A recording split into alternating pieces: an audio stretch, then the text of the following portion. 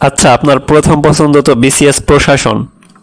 ধরুন আপনি একটি উপজেলার ইউনো, দুপুর 11টা বাজে রাস্তা দিয়ে যাচ্ছেন, তিনটি ঘটনা চোখে পড়ল।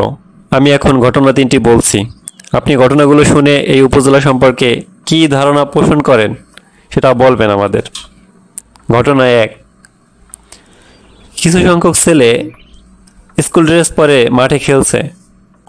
ঘটনা 2, প্রাপ্তবয়স্ক কিছু ছেলে একটি ঘরে জটলা করে আছে। ঘটনা 3, চায়ের দোকানে বসে মধ্যবয়স্ক লোকজন আড্ডা দিচ্ছে।